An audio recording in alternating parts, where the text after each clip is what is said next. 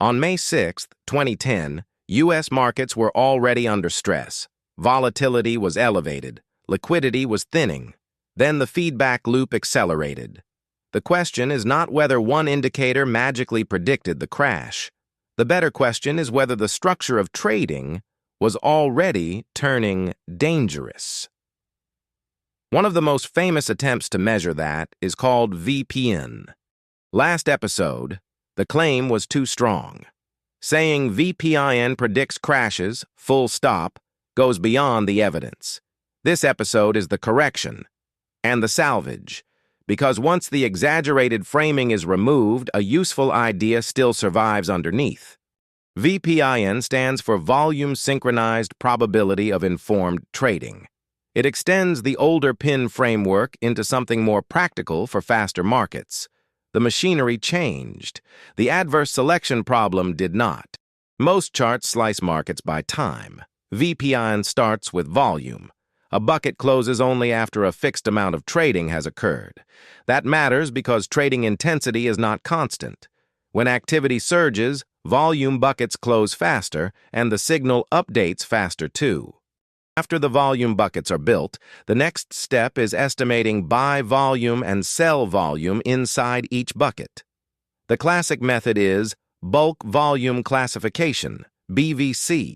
It is an approximation, not a direct read of trader intent. VPIN then averages the absolute buy-sell imbalance across a rolling window. So the key idea is simple. VPIN measures imbalance magnitude, not direction. This is where the debate matters. Some early VPIN claims around the flash crash were stronger than the evidence could carry. The disciplined takeaway is narrower. Use VPIN as a stress signal for deteriorating liquidity, not as a precise crash timing oracle. What does survive? 3 practical uses. First, regime detection. Is flow balanced or persistently one-sided? Second, liquidity stress. Are spreads widening and quotes thinning? Third, execution context. Does trading size become more expensive in toxic flow? Useful does not mean prophetic. In Bitcoin and crypto, there is supportive evidence. But the confidence levels are not all the same. Recent work links VPIN-type toxicity measures to future jumps. Broader crypto microstructure research also finds explanatory value, and older practitioner work offered early case support. That is not the same as saying VPIN predicts every crash. So, we should be explicit about what this video is not claiming. Not exact timing, not standalone direction, not every crash, not one universal threshold across every venue. Removing those claims makes the episode stronger, not weaker. Different crash mechanisms call for different tools. If informed directional flow is dominating, VPIN has a reason to light up. If the move is a leverage cascade, open interest and funding matter more. If the problem is structural insolvency, balance sheet and reserve data matter more. Different mechanism, different signal. Persistent toxicity does not guarantee a crash, but it can make the market easier to break and harder to absorb. Liquidity providers widen spreads. Depth gets thinner.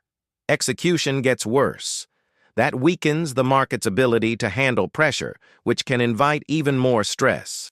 In practice, VPIN should be used as part of a stack, not alone.